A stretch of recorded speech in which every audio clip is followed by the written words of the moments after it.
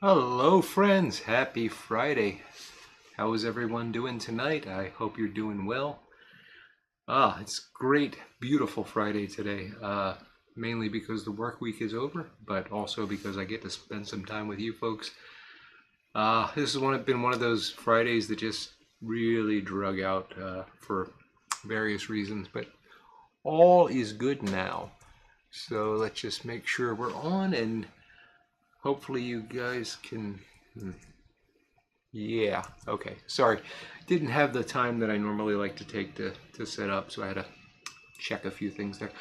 Anyway, great to see you. Let's see who we've got with us tonight. So I see Scott at the 16th day, Texas Piper, JMZ 56, Phil Rivara. Good to see you folks tonight.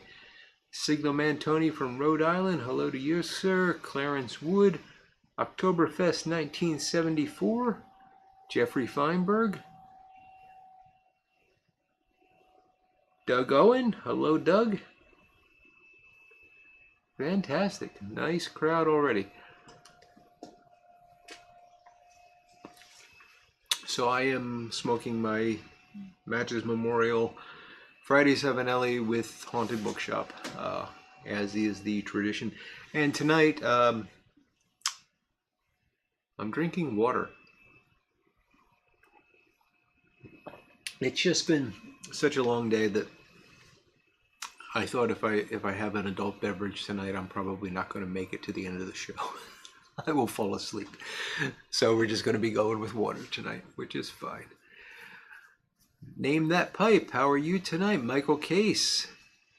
Early morning in a custom-built Rhodesian. Very nice, Michael. Armchair Piper. Hello, Ed. Good to see you tonight. And Piper on the 45.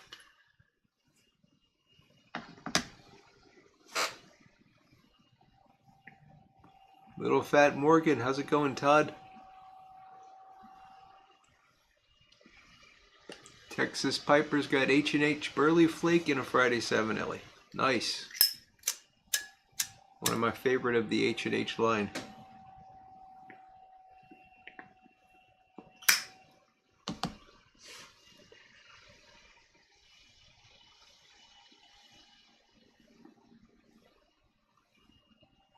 So we got some fun stuff planned tonight. I'm going to talk a little bit about tenons. I know that you all want to hear me talk about tenons, so I'm going to do that for a while.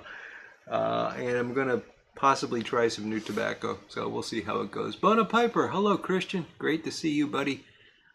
One noggin, nothing controversial about water. I think so too, my friend.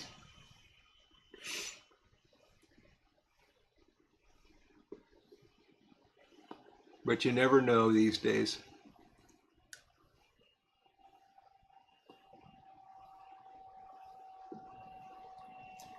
JMZ's got his Friday Savinelli with Maltese Falcon. Very nice. That's one of the few Latakia blends I really enjoy. Scott of the 16th day looks very excited about tenons. Corvette Jim, how you doing, Jim? Smoking Drew Estate Kentucky fired cured sweets. Little cigars, right? Very nice. Doug Owen says his dad appreciated good scotch. When we go to a restaurant, the waiter would ask if he would like water with his meal, and he would say, "I'm not dirty, I'm thirsty." Kevin Doolin's got an Old Joe Krantz and a Savinelli Trevi 320. Great shape. Phil is tentatively interested. Don't be, Phil. I doubt I got anything to say you don't already know. Gary Edminster, howdy, sir. Name that pipe is having some Poplar Camp and a Savinelli 320. I almost opened up my jar of Poplar Camp today. I've heard that it's really good aged, so I want to keep it in the jar for a while, but every once in a while I get a craving. Clarence Wood, can I describe a woman? Yes, I can. How many words do you want? John Adams, how you doing tonight, sir? Smoking H&H Old Dark Fired in a Boswell. Very nice.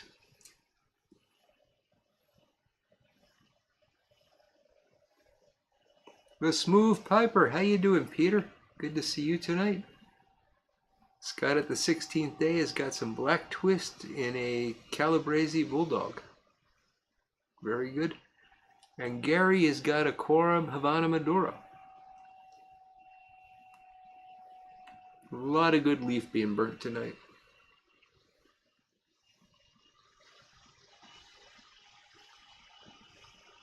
Texas Piper's putting Poplar Camp in a pasta press. Very nice. You know, Eddie, when I first read that, I was going to say, hey, I got a pasta press too, but for completely different reasons. Smooth Piper Peter's got Granger in a Friday 7L Oscar Tiger 673. Very nice.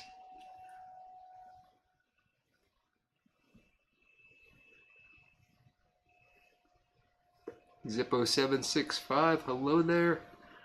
Voodoo67, good evening from work. Oh, sorry to hear that, David. George Tiedemann, hello. Happy Friday to you. Stand well with some velvet.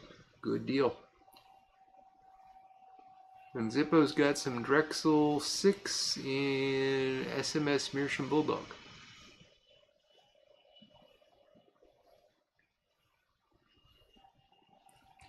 Kevin Doolin's asking, how long will Haunted Bookshop last in a tin after it's unsealed? Kevin, I go through a pound in, please don't laugh at me, in about somewhere between 30 and 45 days. And I've kept it in the bag the whole time without any trouble.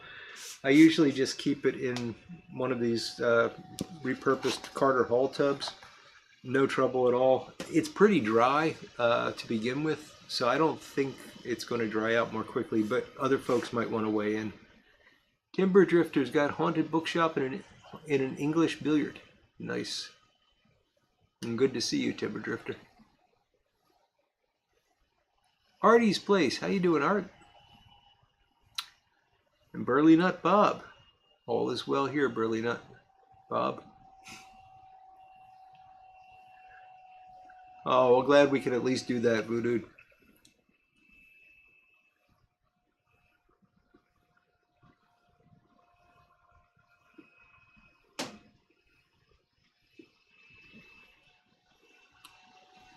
Joe Rivara wants to get a hold of some Ken Byron Ventures plug or flakes. Just discovered I'm really interested in proper plugs and flakes. Cool. Yeah, Ken Byron Venture, it's interesting tobacco. I've had a couple of his blends and I'm on the fence about them because they're kind of the unicorn that, you know, if you're not there to buy it right away, it's hard to get. Not all of them, but some of them are like that. And then they seem to come and go. I don't know if they're ever coming back. But the ones I've had have been pretty good. Armchair Piper's got Persian Slippery and a Meerschaum Poker. Very nice, Ed. And Sir James has got Haunted Bookshop in a Rossi. Good to see you, Sir James. Don't know if I caught you earlier, but good to see you. Gary Edminster says repurposed coffee cans work fine. Nothing has ever dried out.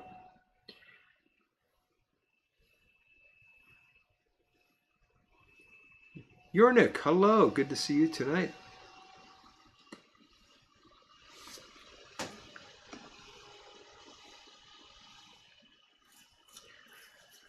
So as an aside, Phil and others who might be interested in Ken Byron, I saw earlier today that the Virtual Pipe Club tomorrow, I think, if I read this right, is going to actually have Ken Byron on their show, and that should be interesting. I've never seen him. I don't know anything about him, so it should be an interesting discussion with him. I think that starts at 2 p.m. Eastern, but I might be wrong about that. But yeah, check the Virtual Pipe Club, and unfortunately you have to be on Facebook to find the link to the Zoom thing, but they do a YouTube live stream of it. Pondering with Pepe's Pipes. How you doing, Pepe? And Sean Punyi. Having haunted bookshop and a Briarworks pot. Fantastic. Sean, I hope I'm pronouncing your last name correctly there.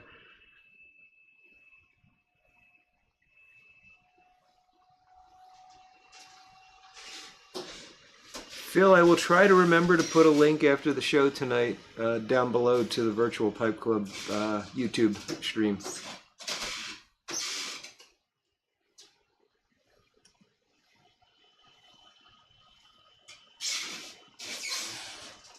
Oh, really, Michael? The Bayou morning hit you that hard, huh? It's become fertilizer.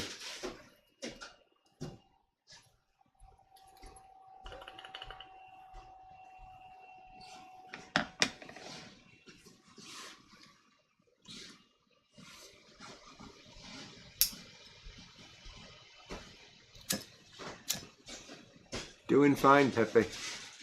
Oh, thank you, Sean. I'm glad I got it right.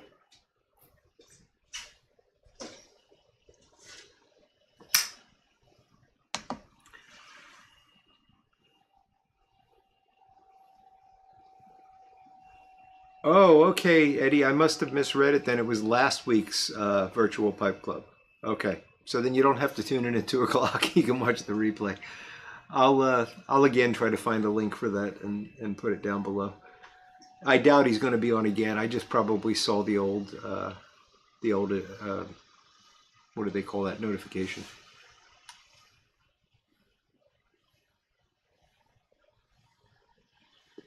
Urnix got some Mad Fiddler flake in a mirror, and same for his lady. Very nice. KCD, right? Agree. I don't know what that means, Phil.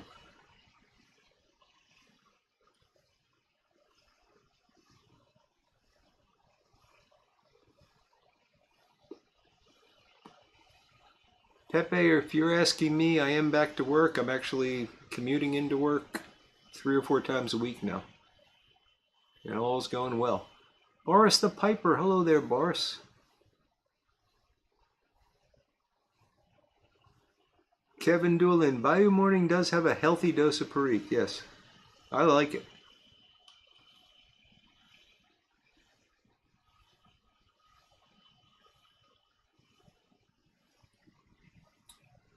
Doug Owen wants to know what Persian slipper is. Armchair Piper Ed, can you fill us in? I know it's an English blend, but I don't know anything else about it. I think it might be a was it a Tinderbox blend, Ed? Or it may just be a local brick and mortar blend. Bayou Morning Flake is Cornell and Deal, yes. Gotcha, Phil. Sorry.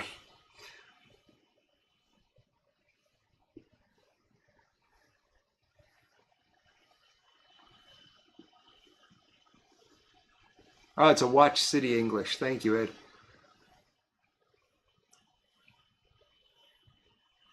Thank you, Pepe. I am feeling fantastic.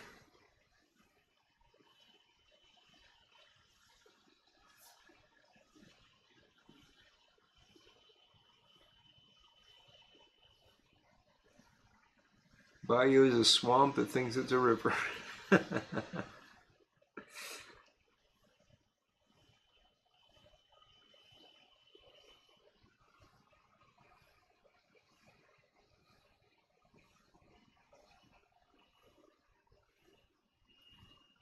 Can't remember, Phil, if he kept...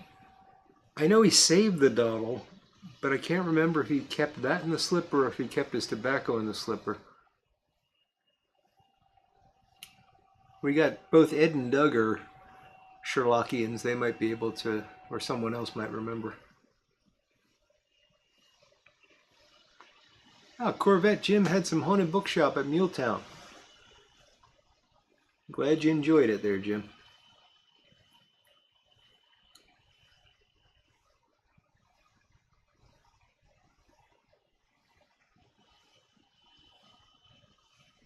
Oh, Eddie. Finally tried the pickle beer and kinda liked it. Okay.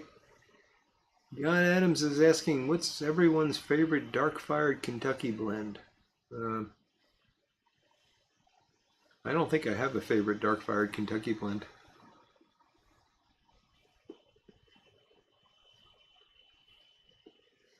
He kept the dottle on the mantle of the fireplace. Yes, Gary, that sounds right. And the tobacco itself was in the slipper. Although, if I remember right, there's actually a style of tobacco pouch that was popular at the time that either looked like a Persian slipper or was modeled after a Persian slipper. And it wasn't like he actually got this slipper and stuck his tobacco in. It was just meant to be. It was a type of tobacco pouch, and if you were reading it at that time, you would have recognized it in that way.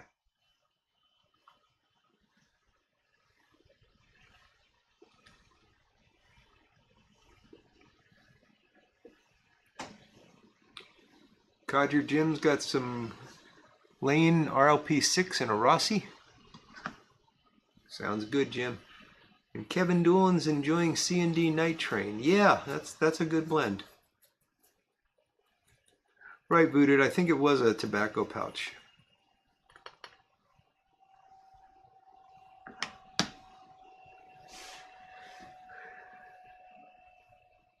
Yeah, he definitely kept the tobacco in the slipper. That sounds right, Doug. I don't know if Conan Doyle described exactly where he kept the dottle. And he kept his cigars in the coal bin, if I remember right. That was Holmes had some odd tobacco habits.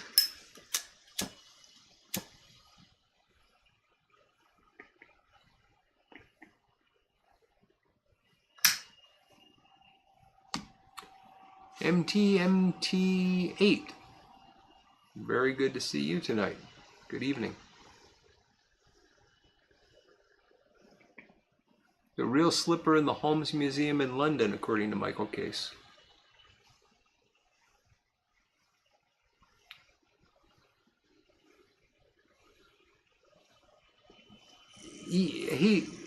I don't know if he was cheap or if he was just. I mean, I've always had the impression that Sherlock was a nicotine addict and he was administering it like a drug. I mean, Sherlock was an addict, right? And I think he just bought the cheapest, strongest stuff he could get in order to get that nicotine hit. He wasn't smoking it for enjoyment. But he might have been cheap too, Doug. I'm not trying to contradict you. The dottle was the morning smoke from the night before. Interesting, Gary.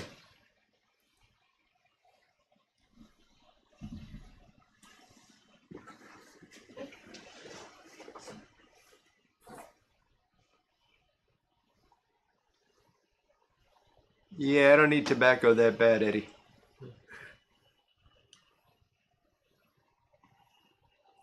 Piper on the 45's got Haunted Bookshop and a Kamoy Rover.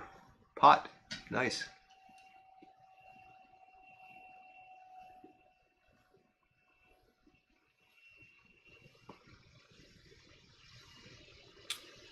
Yes, Gary, there was that 7% solution.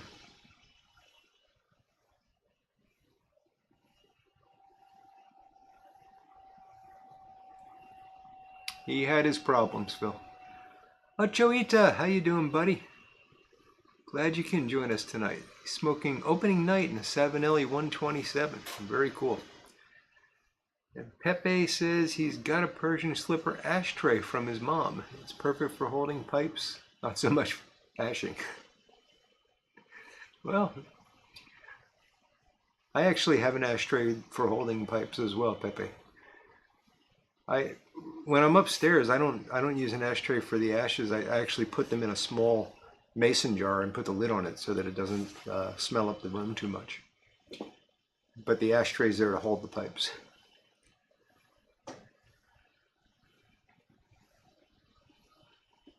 A 3-pipe problem, indeed, Doug.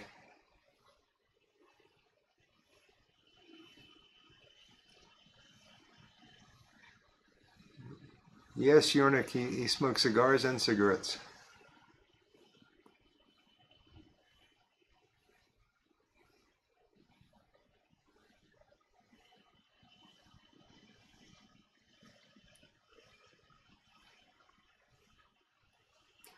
You might be right about that, Phil, although I'm not sure they finished all of them. There might have been a couple that they didn't make. But he certainly was the actor that portrayed Sherlock in the most true to the original stories. I mean, a lot of the televised productions and even the movies were very modified from the originals.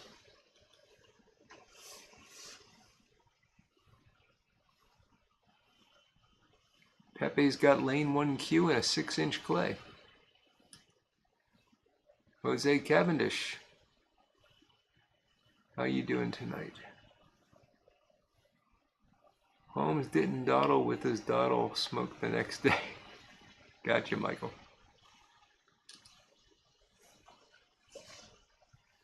Couch is here with a jacked up back. Sorry to hear that, buddy. Is it still jacked up from that horrible experience last weekend?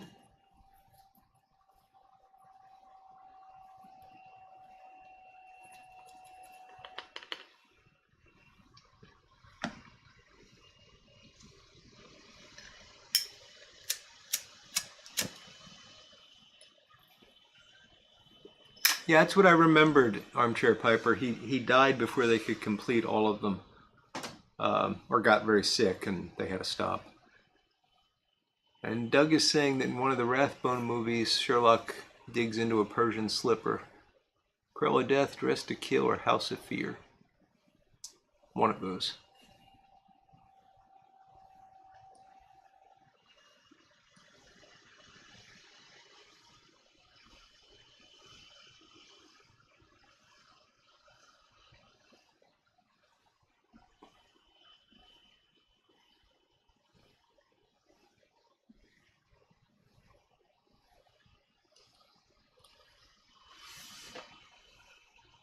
Oh, that's interesting, Phil. So they would smoke all three, cigars, cigarettes, or pipes, depending on the venue.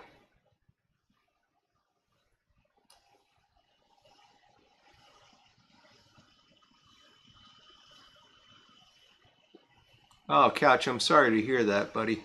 I hope you get some relief soon. Doing fantastic, Jose. And Jose Cavendish is enjoying some Dunhill Flake from 2014. Very nice.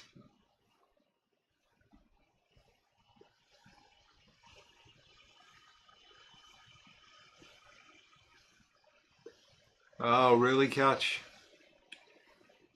Well, I hope for the best for you, my friend. ENAS Dad, good evening.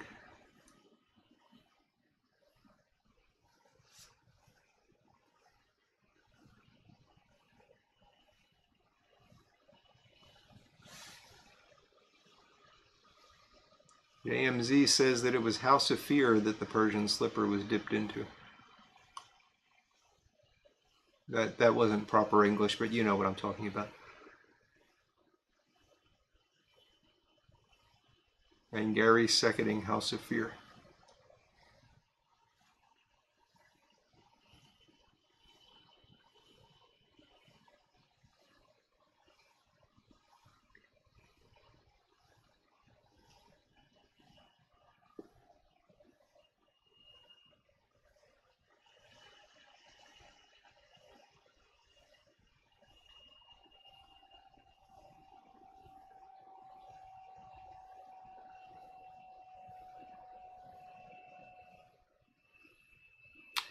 Okay, Phil, so the cigarettes were for short opera breaks. Gotcha.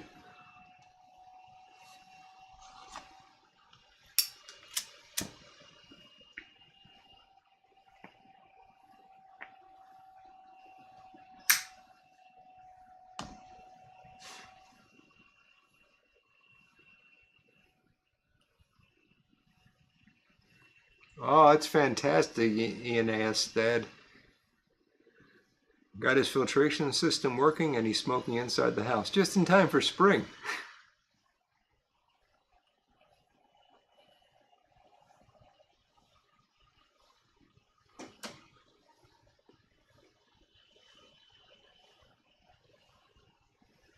Oh yes, name that pipe, of course. The Adventures of Sherlock Holmes' Smarter Brother. Yep. Anything Gene Wilder did was worth watching.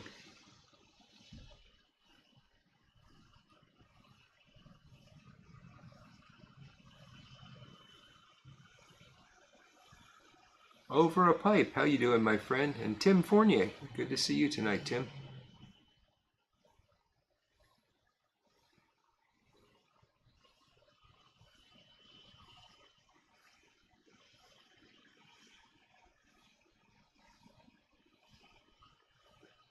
I'll have to check that out, Phil.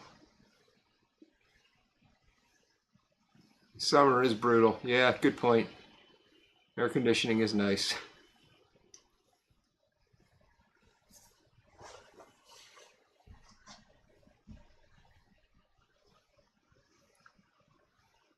Oh, that's interesting, Doug. In House of Fear, the character Captain Simpson is smoking a custom billet even though they weren't available in England.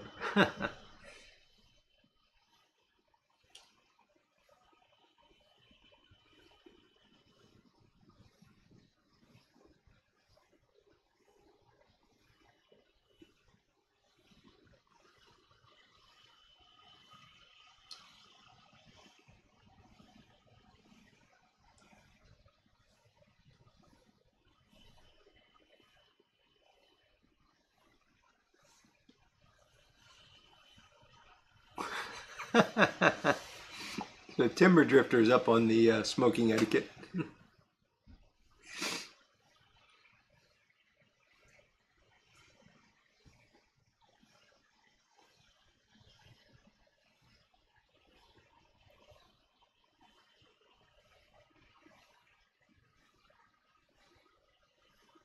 Joseph Staples, long time lurker, first time comment. Well, very glad to have you, Joseph. Thank you.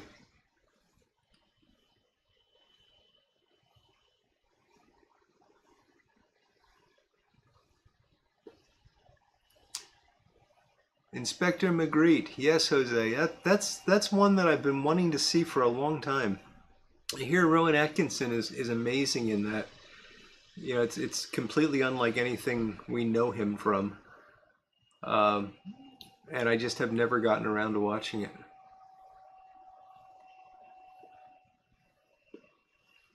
Oh, Gary, opera's not that bad. Just got to be in the right frame of mind for it, and go to the right opera, and have a few drinks beforehand. But it's actually quite good under the right circumstances.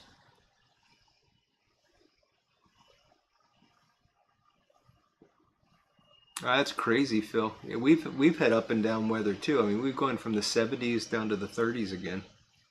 It's going to be cold and rainy all weekend. Just a mess.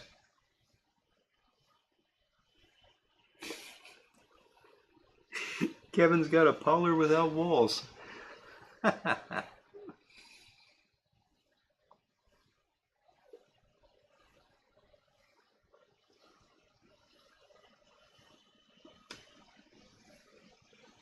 Patrick Grant, good to see you tonight, my friend. Corvette Jim's parlor has two cars in it. He got a two-car parlor.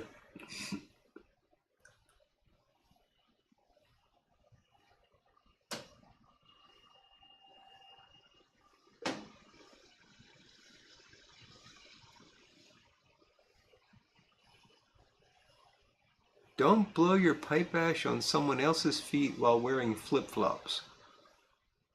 Advice from Tim Fournier. Tim, do you mean while they're wearing flip-flops? Because if it's while you're wearing flip-flops, you probably should blow it on their feet.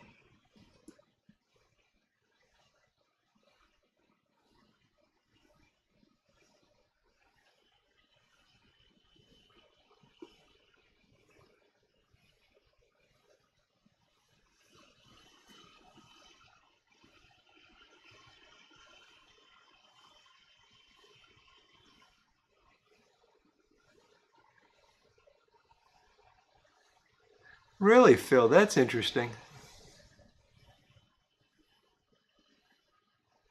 That's a shame the show was canceled.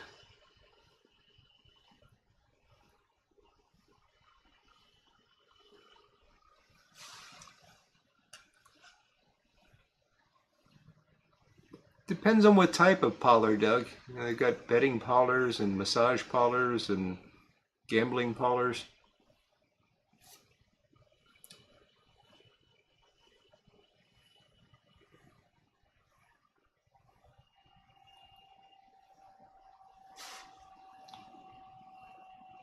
Glum Chum Piper, good to see you tonight.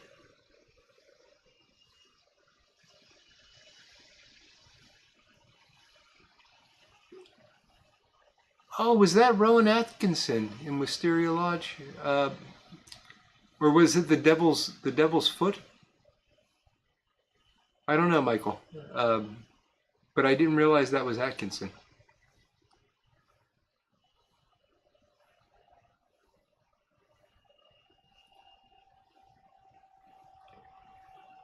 Yeah, Phil, actually growing up, my grandmother referred to her living room as the parlor.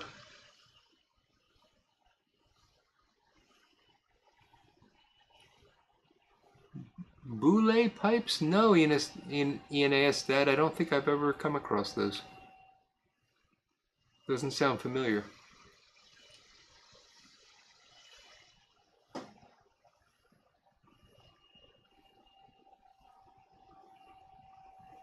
Chili parlors out west, according to Corvette Jim. All sorts of parlors.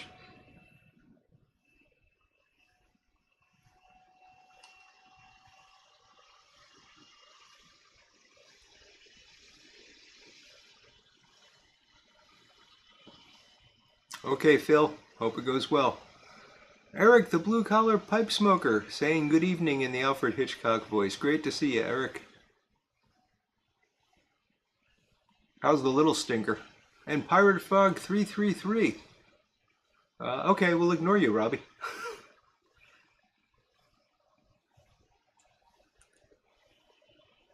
B. Conrad, good evening, sir.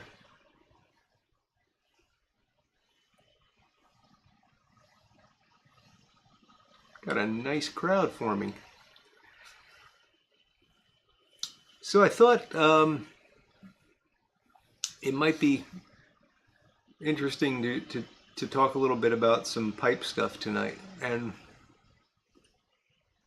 what got me thinking about it, although I should wait for Phil to get back because Phil was excited about tenons, or he was tentatively excited, he said. But I got a question last week about whether or not Bing's favorites were fragile. And I wanted to talk a bit about that and tenons and the problem with tenons and why they're the things that most often break. Oh yeah, funeral parlors. That's right, Tim. And Herman Munster worked at the parlor.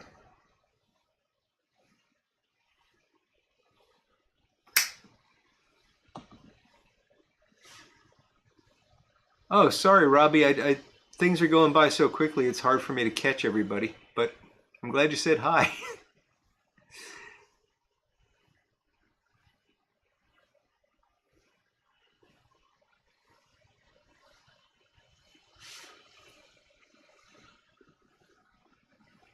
Oh yeah, they'd have wakes right in the living room, Tim. Yeah. Ah, Phil's back. So it's okay to talk about tenons now.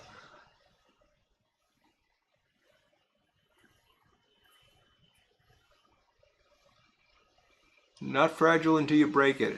That's exactly right, Voodoo. So I got this question last week about the Bing's favorite and whether or not it was fragile. Now it is a very thin shank pipe. 7LE, I want to be careful how I say this. In my opinion, but I understand why they did it. They made a mistake. And I'm gonna put this down so I can get a little closer. And I'm gonna take this apart. And this is, anytime you're taking a pipe apart, don't make the mistake of doing this, because that's putting too much potential sideways torque on the tenon, which is the weakest link in the pipe for the most part. So choke up on it and twist it. And just keep twisting, and it'll gradually, you know, you're applying a little bit of backward force to pull it out, and it will eventually come out. So you can see there's not a lot of briar there. It's a pretty thin wall in the mortise area. Now, Savinelli makes their tenon out of a, well, it's an acrylic stem, and they're using a plastic material here for the tenon. This part down here is a filter replacement adapter that I actually made for this pipe. This is not one of Savinelli's adapters. And I don't know if you're going to be able to see this, but the actual diameter there of the tenon itself is not the diameter, the wall thickness is very, very thin. I measured it earlier, and it's 15 thousandths of an inch thick. Now, if this was Delrin, that would be okay, but Savinelli chose to make it out of some non-Delrin plastic. I don't know what it is, but it's snappy. And I've repaired several of these because the tenon has snapped. That's one of the reasons I always keep this adapter in. So I made the adapter to go all the way in to the, to completely fill the gap for the filter. And that provides some rigidity to this tenon. Now that's great because I don't break the tenon, but it's bad because the reason you want this tenon to break is the other option, if you drop the pipe or if you twist it or whatever, is that the shank is going to break. Now if the tenon breaks, you can replace a tenon, or I can replace a tenon. There's people that can replace tenons for you. If the shank breaks, you really have no choice but to band it, and often you're not only going to have to band it, but shorten it. So there's some logic to having that tenon be breakable, or more breakable than you might like, because it may save you losing the whole pipe. It's easier to replace the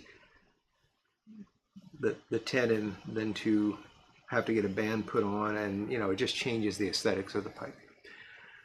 So that's the story there. Now, tenons, in case you didn't know, there's different types of tenons. This is, as I said, it's a plastic insert that's actually glued into the acrylic and then goes into the mortise when you put it in.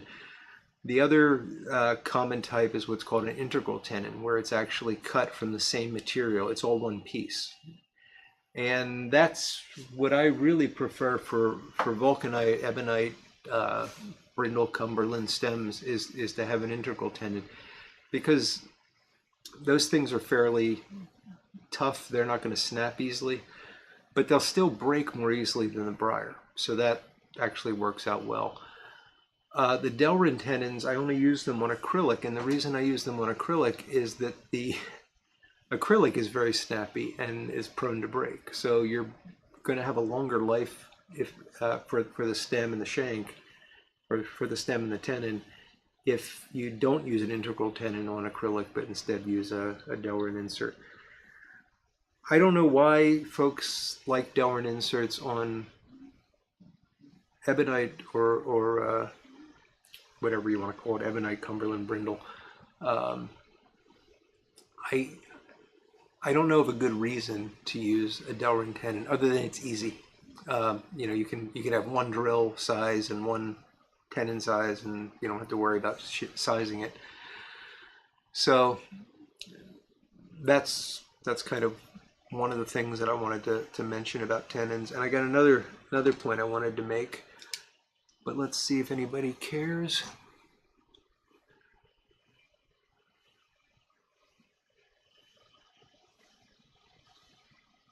So Ian Dad is asking, could you band the pipe before it breaks? You could, but if the maker didn't design it with a band in mind, you may not be, what's the word I'm looking for, faithful to that design. Phil Rivara, if they are boiling briar to anemia like some Italian suppliers, there aren't enough tannins in the briar to keep it from warping and cracking. Hence, so many carvers use a stainless steel tube core in the shank. That's That's interesting. Is that just for the very thin shank pipes, Phil?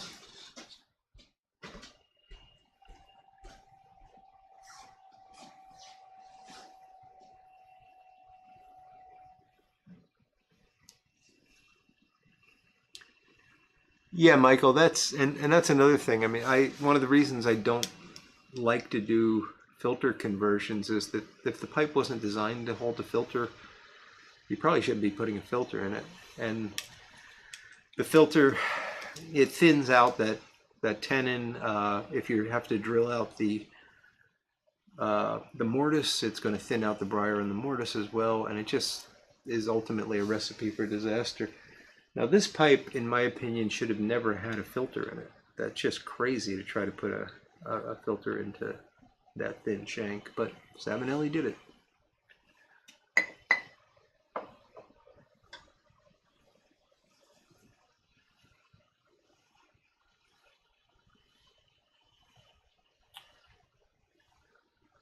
Okay, Phil, it's the reverse tenons. Gotcha. Grecian briar has more tannins. And Delrin is self-lubricating. Yep, that's a good point. It's very good. It's very slick material. That's one of the nice things about it.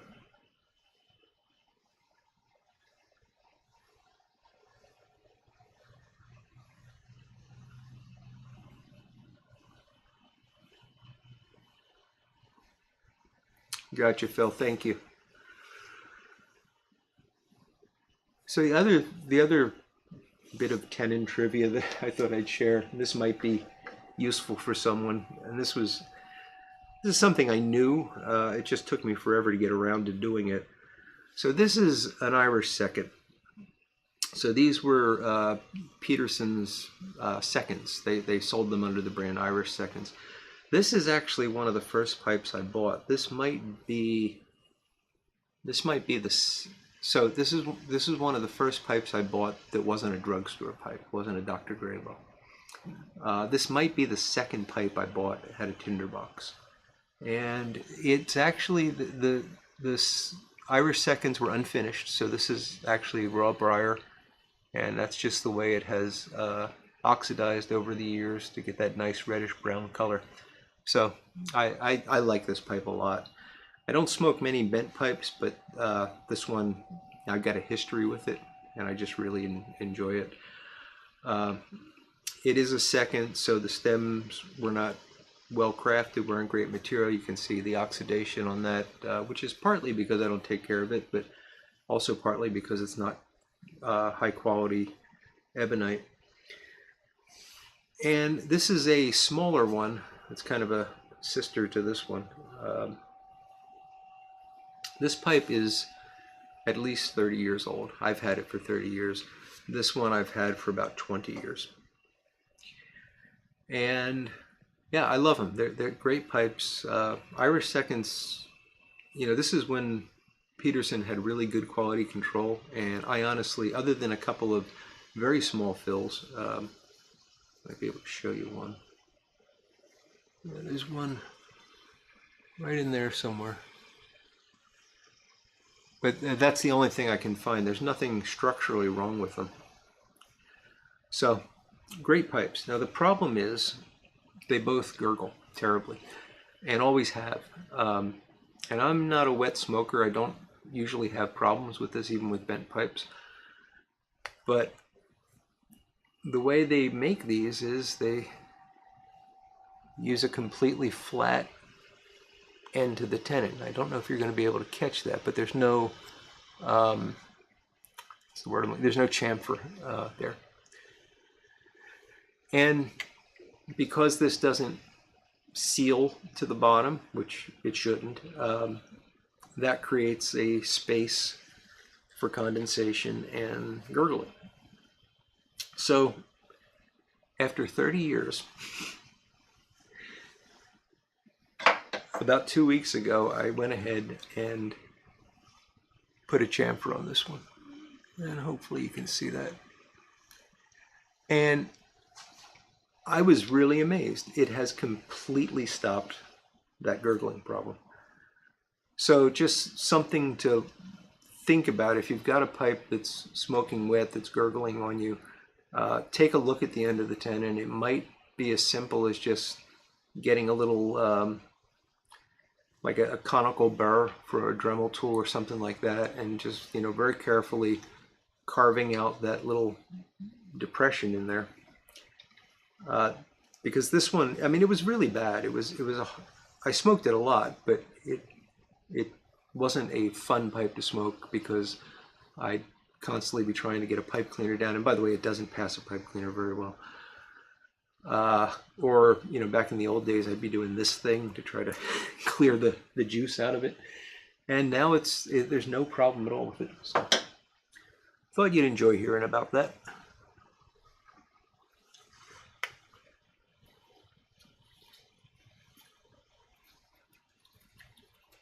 DDT, I don't have any Irish thirds.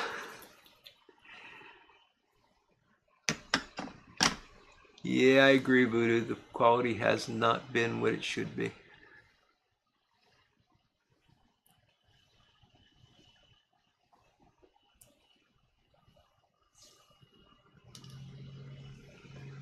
You sold them for $4.95, Doug?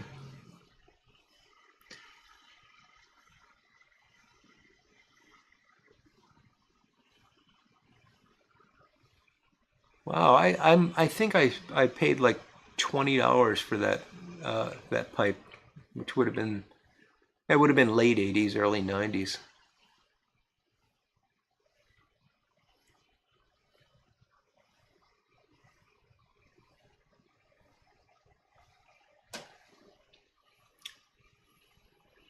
I don't know anything about the shamrocks, Eric. Did anybody else know about the shamrock pipes? Were they Peterson seconds as well?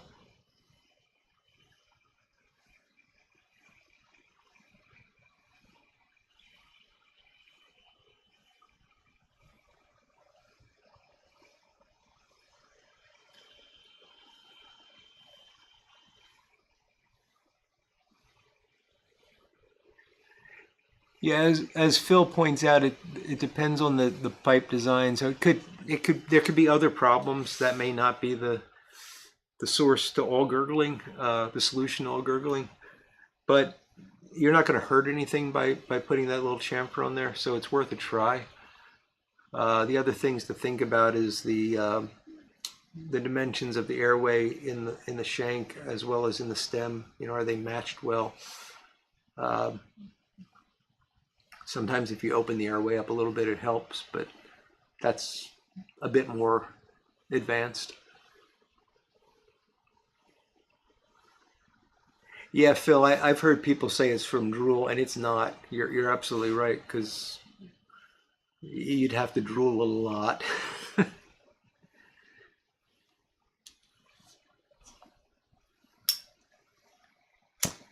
I would hope, Patrick, but Ladalsi took over a couple years ago, didn't they? And it doesn't seem to have changed much. Wow, $2.50 for an Irish second in 1980.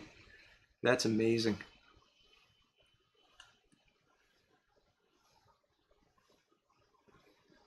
Oh, Phil says the shamrocks were Morta. Interesting.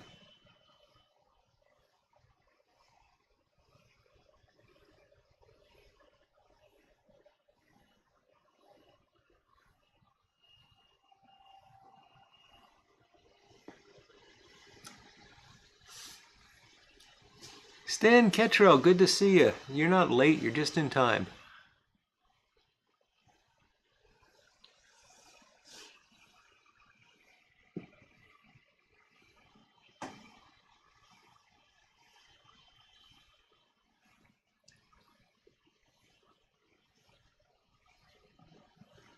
That's interesting, Timber Drifter. He says that his gurgling pipes gurgle more reliably when it's cold.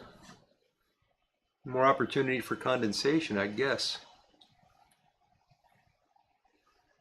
Stan Kittrell has got some Sir Walter Raleigh and an estate Pickwick poker.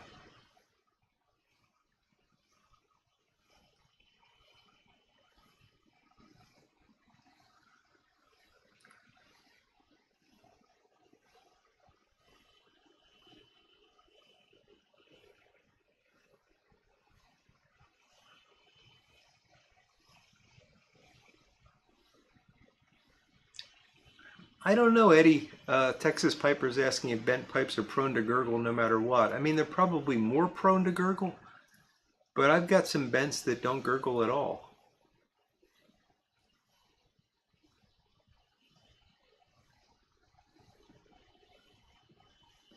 All right, Pepe, enjoy the cribbage. You have a great weekend, buddy. JD Silver Tobacco Pipes. Always thought that it was spit trap in the pipe that caused the gurgle, not the... Well, these seconds don't have the spit traps. They don't call them spit traps, though. I forget what they're called.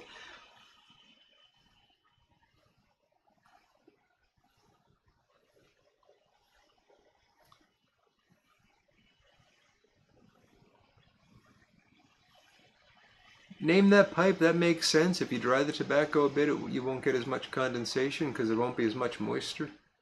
But I don't know. I'm not going to take time for that. That's a good tip.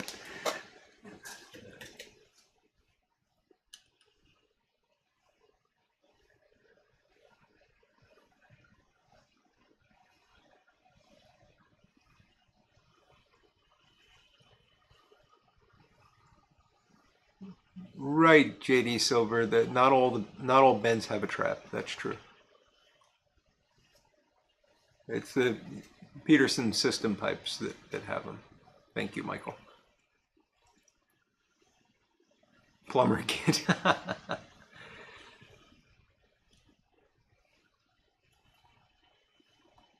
Yeah, enlarging the airway can help, Gary. Andrew Sirigliano, good to see you, buddy. Yeah, spit traps are not good marketing. And Peter says he rarely gets a gurgle from his bents. A spit valve on a pipe. Like on a trumpet or something, yeah.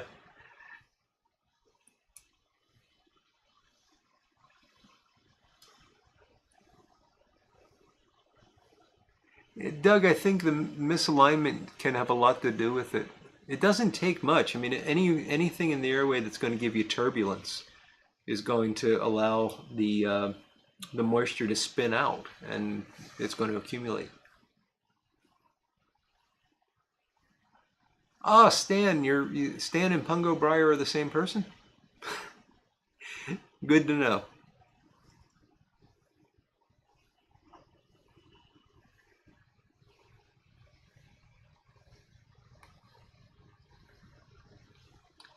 Taciturn Richard, my 622 does not gurgle. No.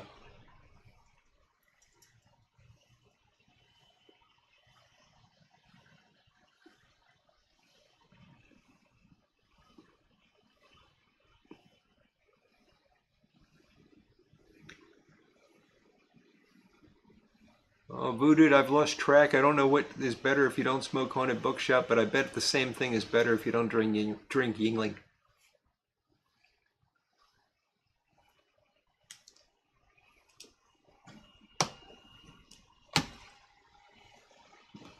Artie's saying filter pipes avoid all that BS, but then you got all that filter BS and a lack of flavor, Artie. Sorry, buddy. Not gonna sell me on filters.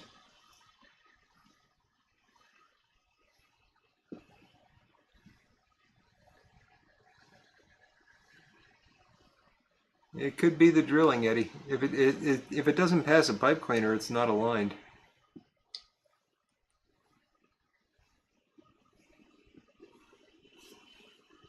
Michael, I don't think stingers do anything, to be honest. I think they were just gimmicks. But if somebody else wants to weigh in pro stinger, I'm happy to hear about it.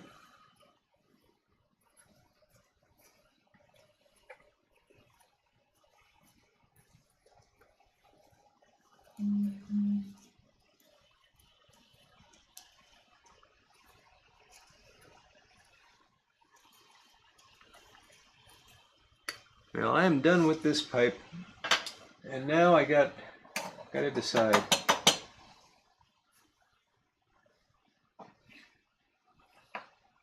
So I'm going to be smoking the the Hercules tonight. And I've got a choice. I'm going to let you help me with this one. I know what I want to do, but I shouldn't. So I think I've got about one bowl left of this Sunset Harbor flake. And I could finish it. Or I have this Stonehenge flake, which I have not opened. And I could try that.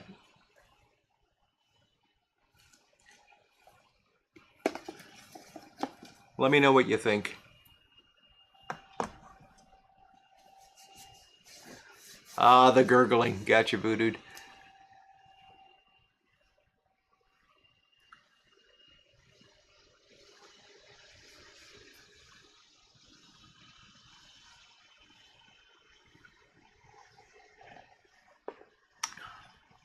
Now, all you filter fans, you know, if there's no wrong way to smoke a pipe, and you know, Artie and I have had run-ins over filters in the past, if I recall. I'm getting votes for Stonehenge. Tim Fournier wants me to smoke the Spruce Goose. Whatever you have fun with. Ah, Couch is tipping me to smoke Stonehenge. Thank you, buddy. Much appreciated. Getting a lot of votes for Stonehenge, so I think that's what we're going to do. And I get to turn it up to 11 when I smoke it, so. All right, Tim.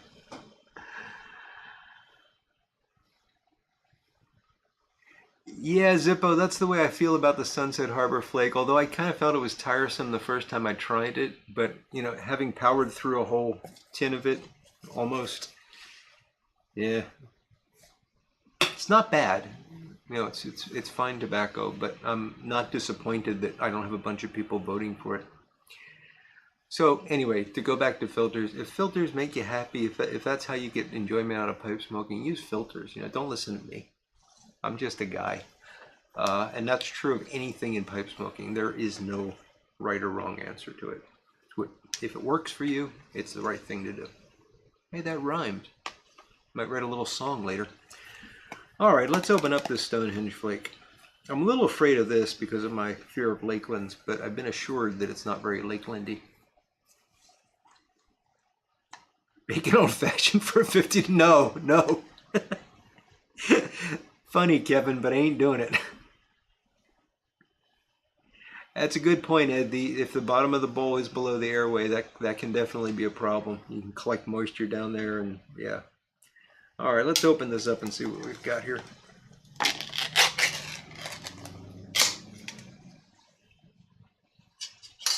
Oh, that's not. I was expecting old lady purse kind of smells here, but this doesn't seem to be too bad. If I can get the darn paper out of the way. Yeah, it's a little flowery. It's sort of cocoa and tobacco. Nice sort of stringy flakes. So I'll go ahead and this actually is very interesting. I'll go ahead and load this in the Hercules.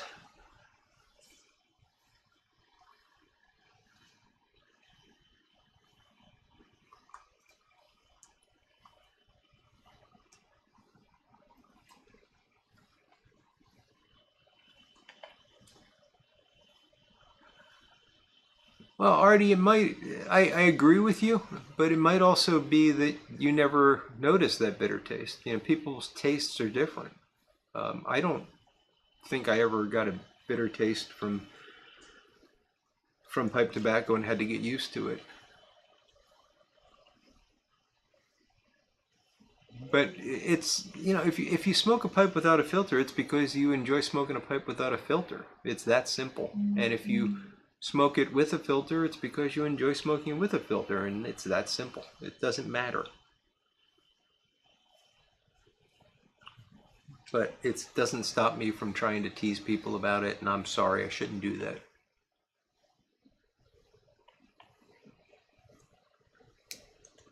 seeing lots of people say Bob's Chocolate Flake is good. Zippo liked Ennerdale. I have a tin of Bob's Chocolate Flake upstairs in the cellar. Upstairs in the cellar, that sounds funny. I should try that at some point. I'm trying to pack this so that I can get it lit because this is a little bit damp. I'm trying to rub out the top layer a bit more. And we'll see how that goes.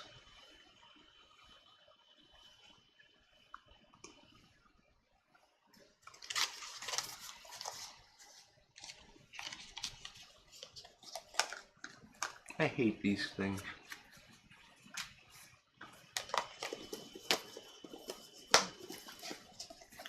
All right. So drawing through this, it's odd. There's like an herbal, not flowery, but like it's not oregano, but that kind of a sort of a sharp green flavor.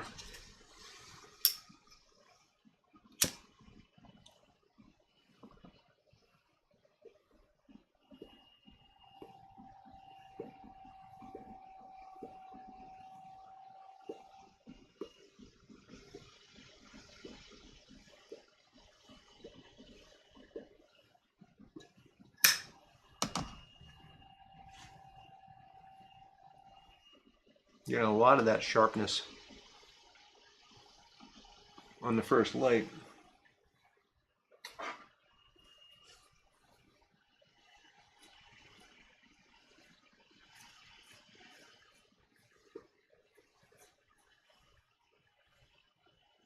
Some pretty good Virginia under it though.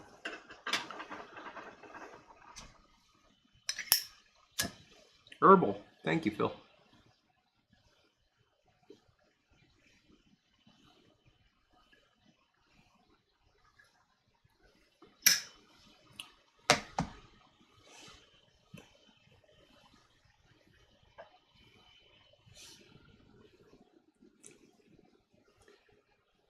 So Smooth Piper says that he's got a tin of Bob's chocolate. Oh, he did have one, and he was excellent. Fantastic, Peter. I'm gonna have to break that tin open. And Tim Fournier has been smoking Luxury Bullseye Flake. Very nice.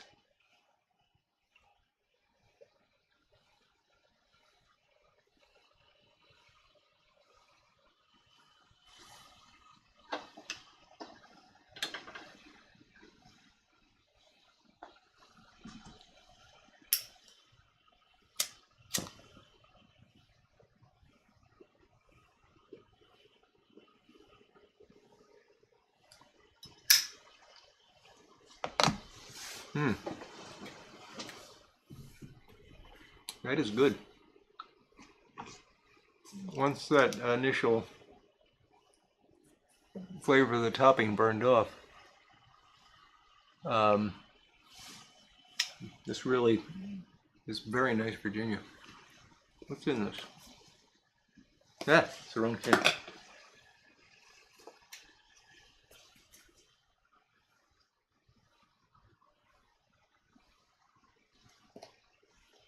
Virginia Perique steeped in English tradition. Fine Virginias layered with Louisiana Perique and just a touch of burley. That's what makes the blend, that touch of burley.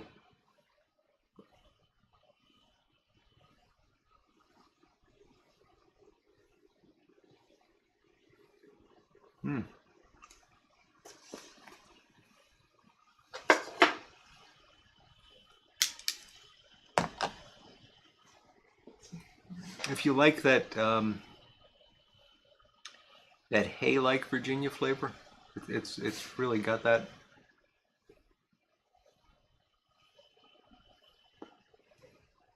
Sweet. Oh yeah, there's Perique. Nice.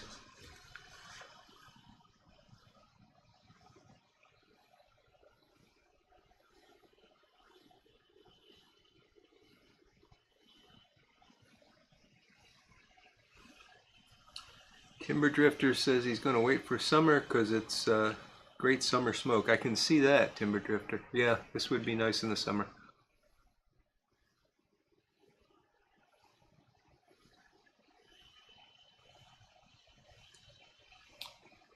Yeah, Doug, it actually mentioned that on the tin that he blended it with Gawith, and yeah, the machinery there could provide that. Apparently, everything they make, the machinery is so soaked in Lakeland that you can't make a non-Lakeland there.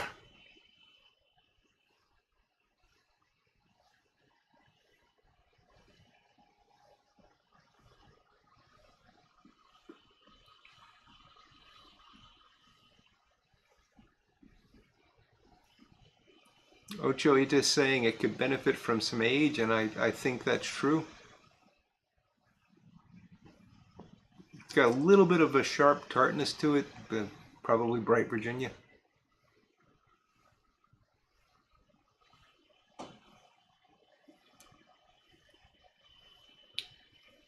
You're right, Artie. It's subjective. It can't be measured. People change. You're absolutely right.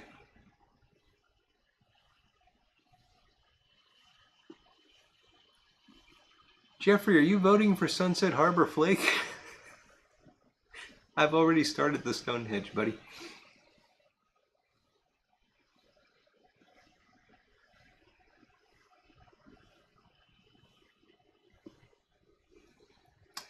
James Stumbo, how you doing, my friend? Some beautiful tables you've been turning out. Those river tables really something.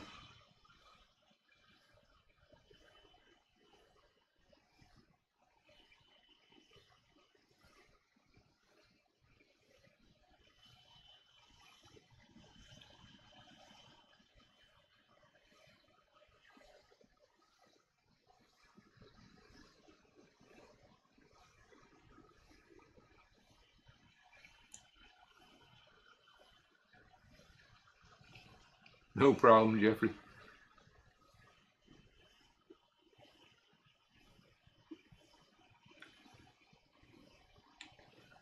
Oh no, James, Stonehaven is a completely different beast.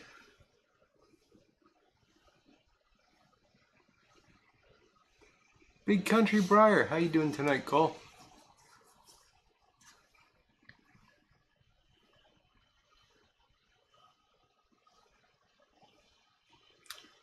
Yeah, Doug, that's the one thing I think this would benefit from is a bit of mellowing. Um, but it's very nice.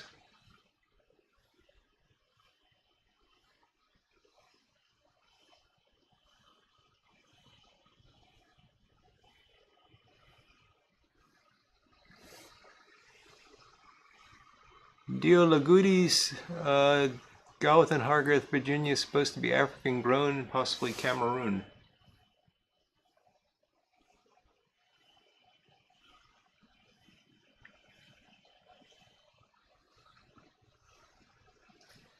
Yeah, this is, thank you, Patrick. This is, keep losing the tin. This is Stonehenge flake. I hope I didn't say Stonehaven. I might have accidentally said that.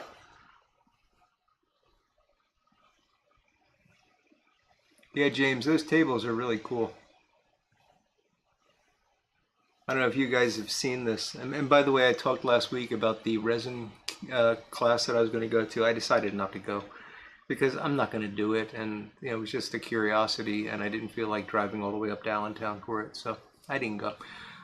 But James is making these river tables where you take a wooden slab and the center of it is actually poured resin in different colors, and it looks like there's a river running through the table. And he's been posting them on Instagram. They're absolutely beautiful.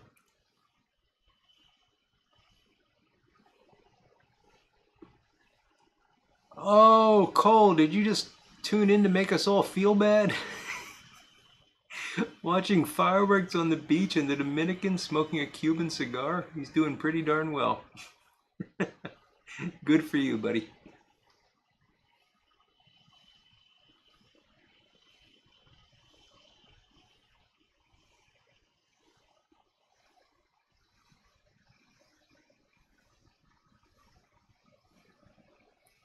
Captain Black spam? No, Tim, no.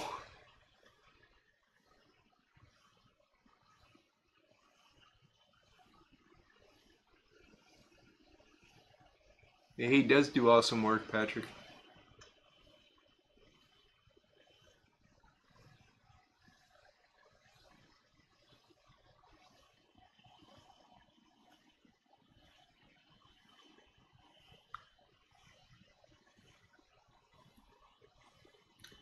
I'm really glad I opened this. This is much better than Sunset Harbor Flake.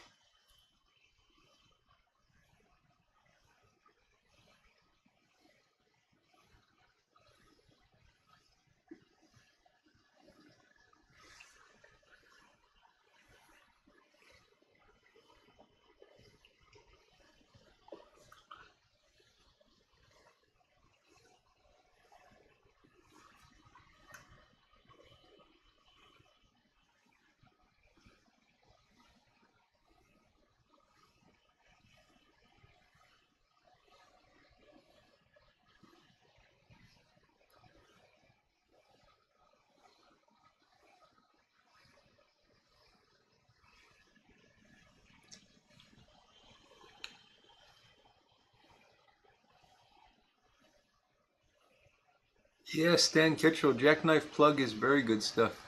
Definitely. I like the plug a lot more than the ready rubbed, which is surprising because normally I don't see much of a difference. But the plug is just better.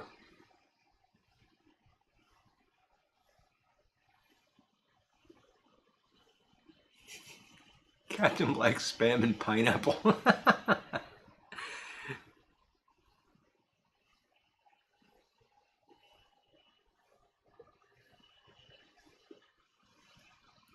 Yeah, I'm with you on that, Patrick. I haven't tried a lot of them because a lot of his blends are a lot of Kia, and I'm not a fan. But the the peas blends that I have tried have been all been excellent.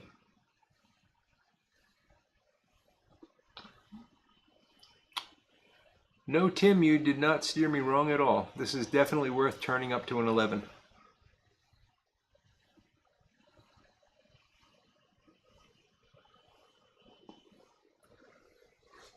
And I think Couch was smoking this last week too.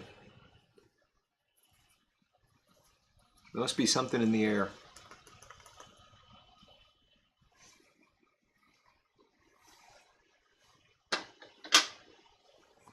Yeah, there is a jackknife ready rub, Patrick, but honestly, I do not think it's worth it. It just doesn't seem to have as deep a flavor profile. I don't know, Taciturn Richard. I've not experienced it previously with other ready rubbed versions, um, but there's just something about that one that's different to me.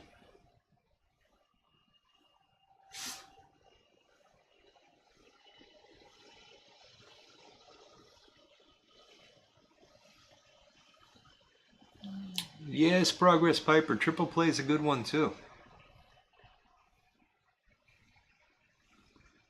Smoke in the air, indeed, Eddie.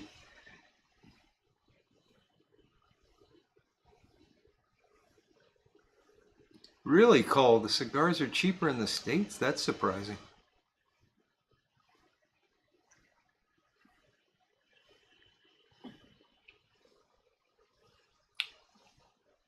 Yes, Burley Piper. I do have an olive wood pipe and I love it.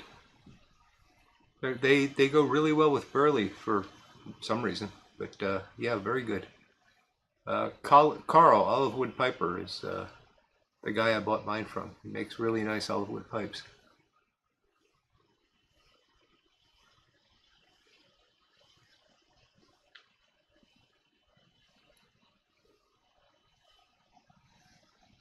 Yeah, I set the clock forward on Stonehenge. Oh Lord, Tim. Oh, Eddie's got one of Carl's olive woods and loves it. Yeah, he does a nice job, and they do smoke really well.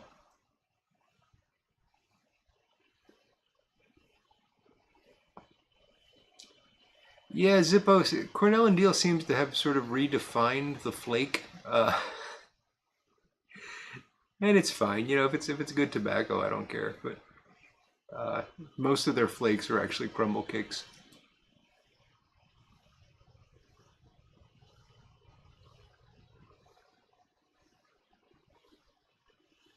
Speaking of olive wood, and not really speaking of olive wood, but it reminded me, if you don't mind me for a moment talking about something unrelated to anything, my friend Jack Kurtz, who I'm sure is watching tonight, Jack. So hello, Jack. He's a big fan of olive wood pipes, and he has several of Carl's pipes as well. And that's what reminded me of this. So Jack's going through some health problems. If you remember, I actually had a little interview with Jack months back on the show, and I've talked about him frequently. He's a good friend. So if you wouldn't mind just keeping Jack in your thoughts and prayers in the coming weeks, I'm sure he would appreciate it. And Jack, I hope you don't mind me saying that, but I wanted to. Jack's a real good guy, and looking forward to seeing him again very soon. Gonna head out to his neck of the woods. It's about a 2-hour drive from here, but we always have a great time when we get together. And I'm going to be seeing Armchair Piper Ed in a week, I think. Got it on the calendar, Ed. Won't miss it this time. Cliff Higgins, hello. Can't stay long because he's grilling pork chops for the family. Well, Cliff, that's important, but thanks for stopping in.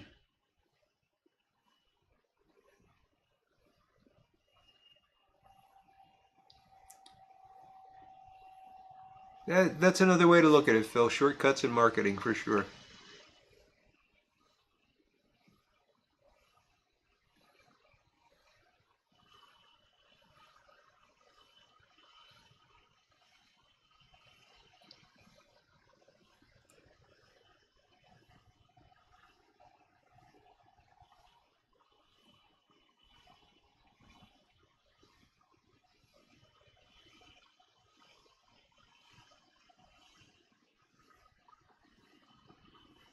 Lots of prayers for Jack. Thank you, guys. Much appreciated.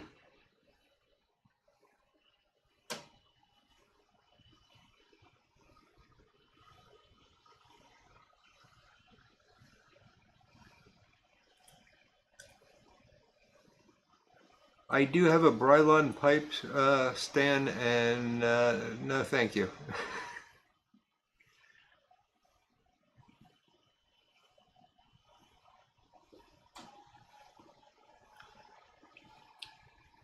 Yeah, I'm going to get Jack.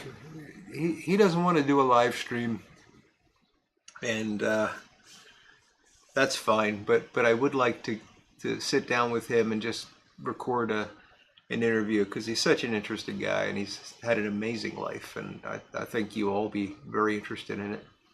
So maybe, I don't know if I can do it the next time I see him, but sometime soon I'm going to do that, and we'll put it up as a premiere or something so we can watch it together, because Jack is a very unique individual. And man, does he have pipes.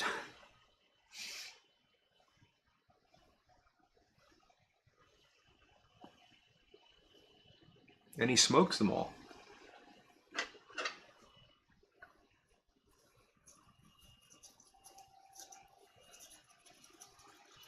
He might, I don't know. I don't think he's counted, but he might be close to Armchair Piper in terms of number of pipes. Probably not exceeding him. They're probably lagging behind a bit, but he's got some pipes. No, Piper said he doesn't have a channel.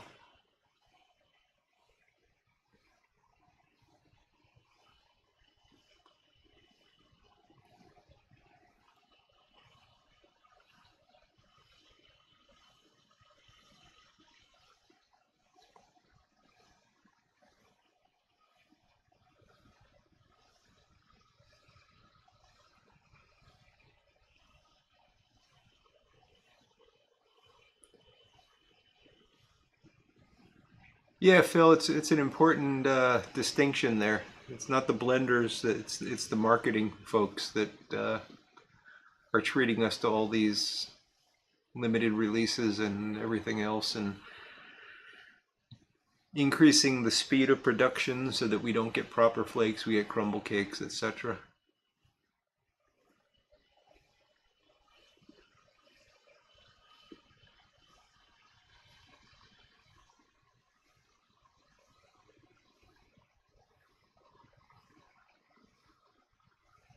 St. Peter's is going to beat Purdue, huh? Interesting. Yes, Clarence. Jack has a huge collection of Boswell pipes. In fact, I'd guess that most of his pipes are Boswells. I don't know that for certain, but he's got a lot of them.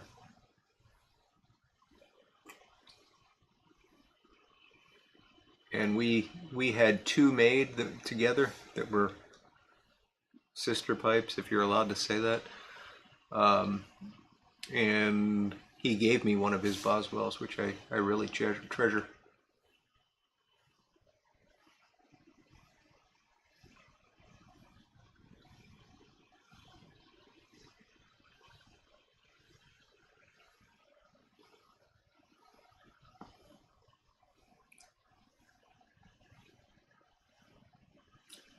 Wow, Doug, over 1,000 high-grade pipes from a collector that passed away. That's a lot of pipes.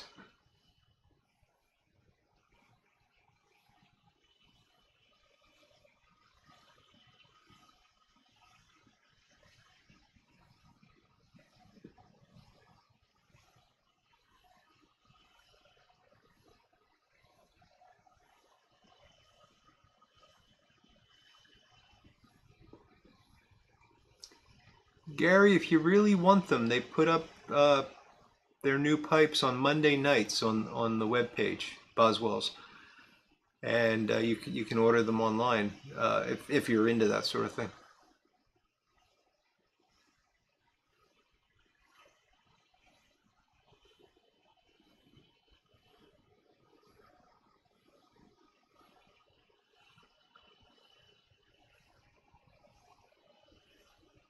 The Briar Gecko, we did not talk about 8th State.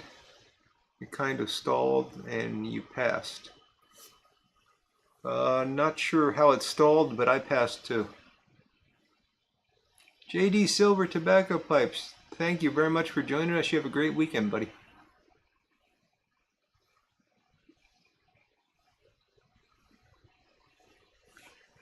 All right, Cole. You have a great weekend, my friend. Enjoy the Dominican.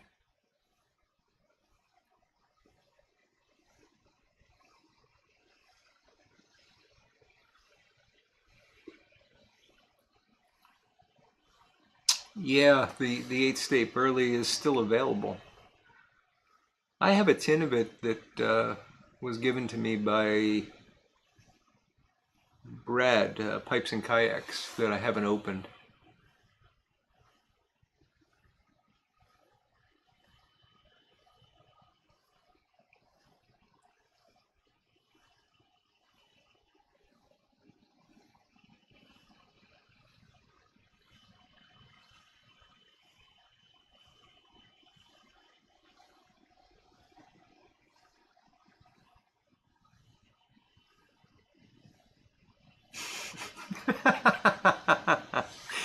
Ah, Zippo.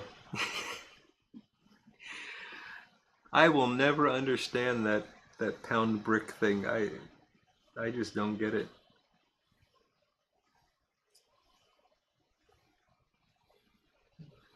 Yes, Armchair Piper has the one Boswell. I saw him buy it.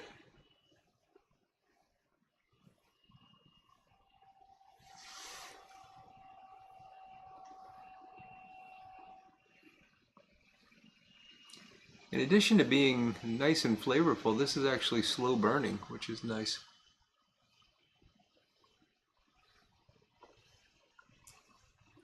So I'm liking Stonehenge flake.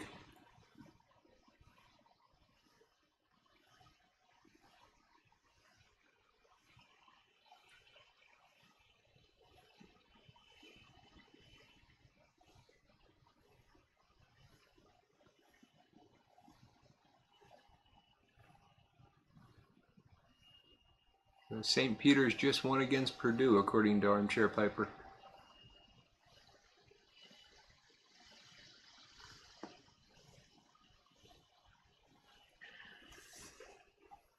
I've got to admit, I'm not much of a basketball fan.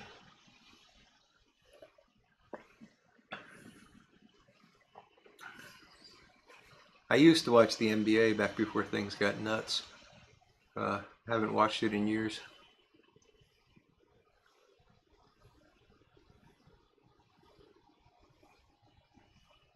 Yeah, that's the thing, Timber Drifter. I don't know why you would buy a pound of tobacco that you didn't have the chance to try first.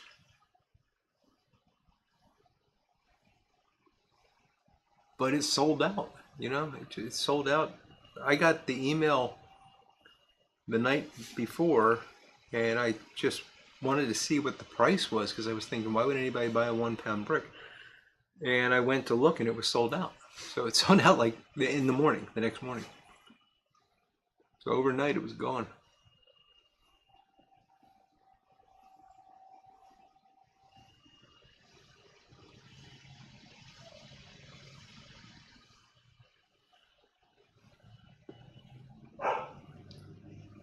Yeah, Tim, I can see where that might be a possibility. A 1 pound brick of Stonehenge flake. Yeah.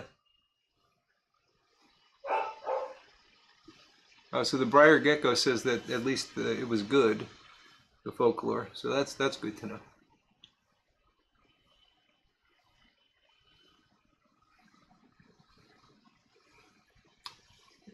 Yeah, Doug, basketball is the game where the players completely outgrew the dimensions of the venue.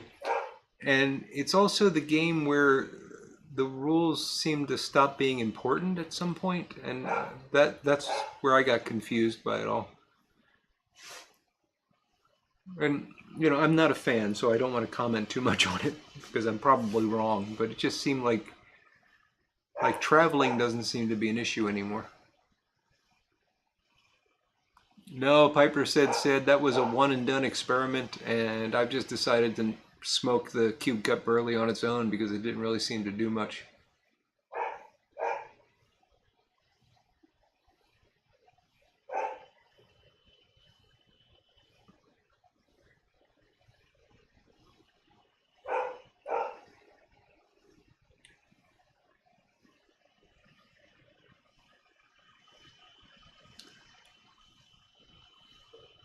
Hockey is the only winter sport that Tim Fournier bothers with. Hockey, that's soccer on ice with sticks, right?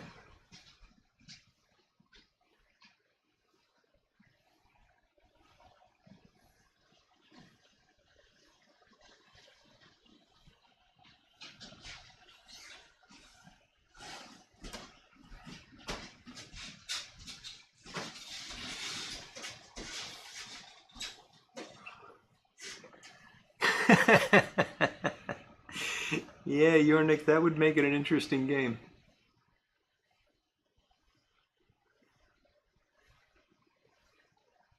Yeah, Doug, I agree. I mean, recent NBA game, and I haven't watched an NBA game in probably, well, since pre-COVID.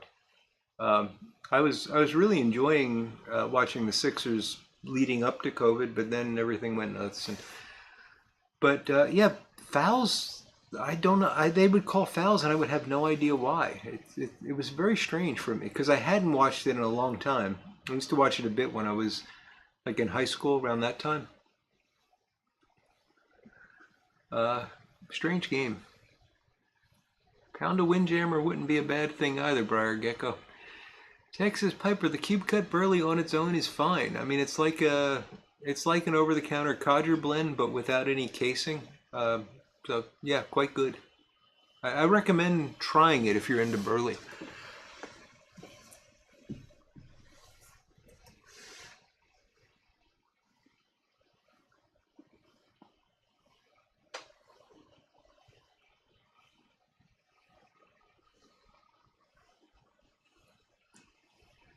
Zippo is saying the Sunset Harbor tastes really good in a meerschaum. Yes, and ice skates, Patrick.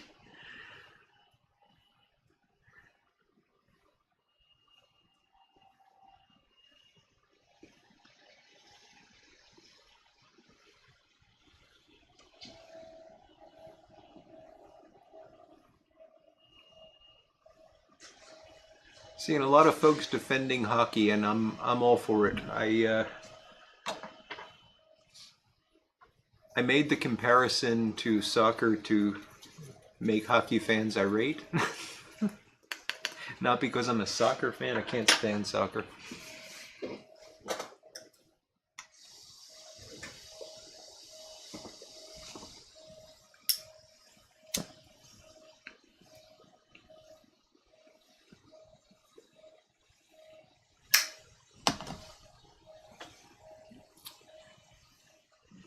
Michael Case, any game with scores over 100 or where the score is always 1-0 are boring.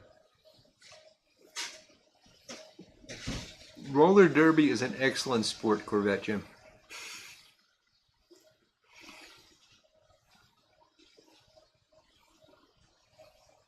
Yes, Briar Gecko, the Amphora Burley Flake is wonderful stuff. I actually like cricket, Patrick. Oddly enough. All right, Mick, you have a great weekend too. Thanks for joining us.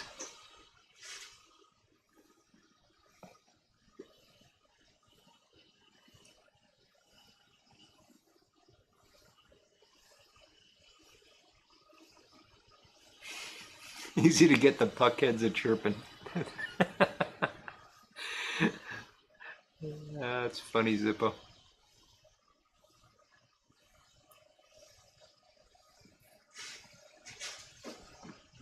Yeah, I got really into cricket. My wife and I went to New Zealand, and it happened to be at a time of year when there was some big cricket tournament going on, and I was fascinated by it, and it took me quite a while to figure out what they were doing.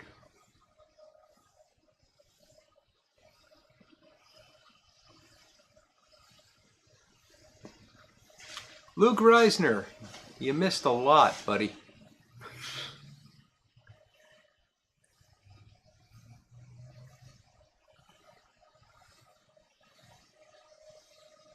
We'll fill you in later. All right, Corvette Jim. You have a good weekend too, buddy. I've gone a bit over because this Stonehenge flake has just been captivating, and I want to finish it.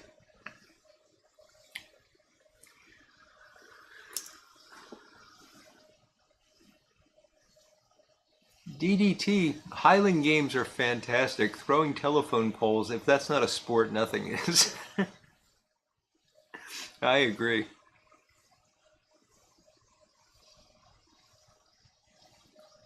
Well, Peter, I don't know. Does anyone know if there's a blend similar to Kentucky Club?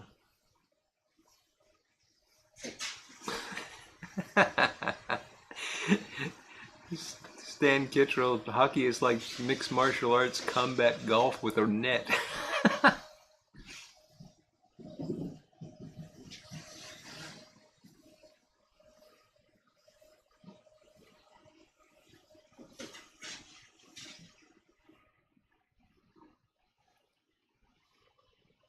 Really, Patrick, that's amazing. His great-grandfather played cricket for the 1926 West Indies team, first team to play in Europe. I assume that's what that means.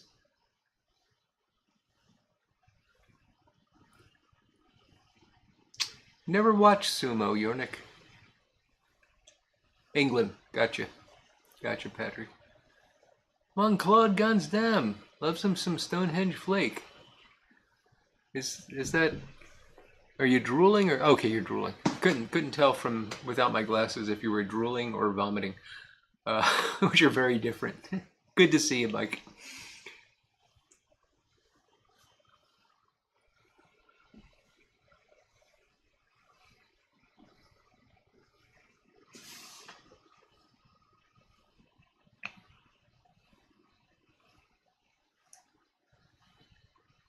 Midget tossing.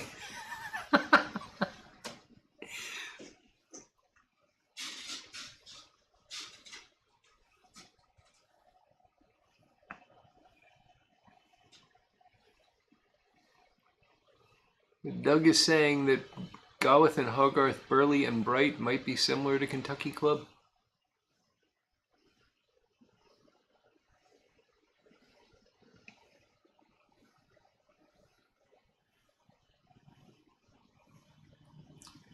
Cricket is the only game where you take a tea break. Yes, it's also the only game that sometimes lasts more than a day.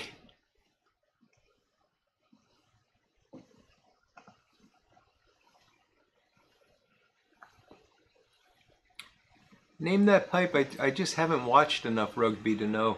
I mean, it seems like a perfectly reasonable game. I just don't know much about it.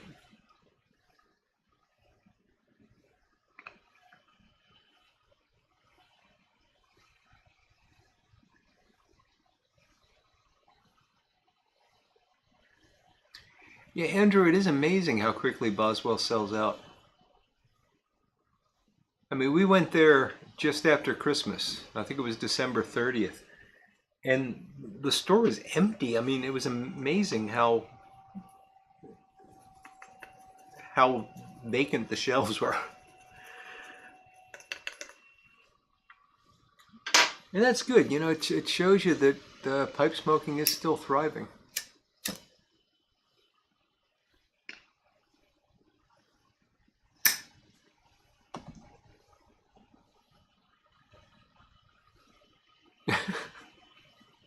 How do we get into ex-wife throwing to?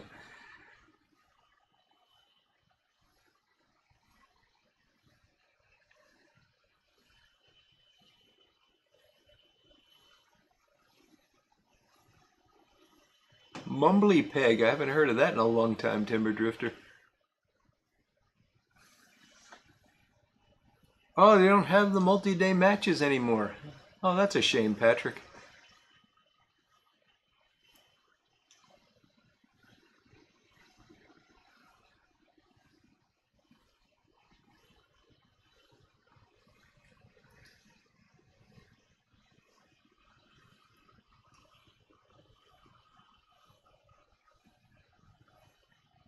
Yes, Doug, vertically challenged person tossing. That is correct. And person is a key term there because you're not allowed to identify the gender of the vertically challenged person that is being tossed.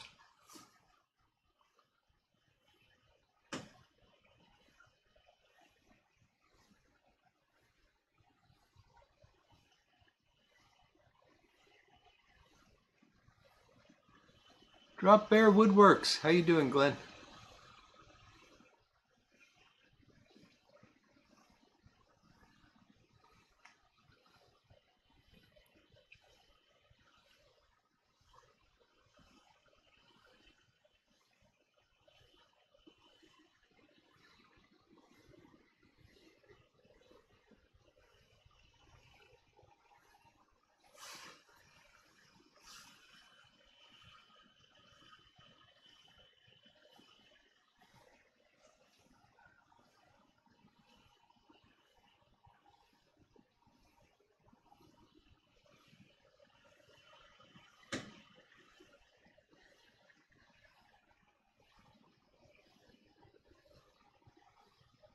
Doing fine, Glenn. Doing fine.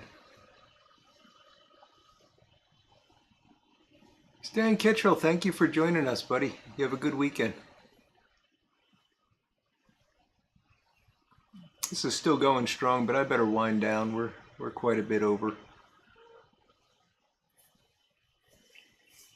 So I want to thank you all for joining me tonight. Had a lot of fun. Hope you did. Um, Always makes my Friday night complete. The week ahead, I'll be here on Sunday with a video.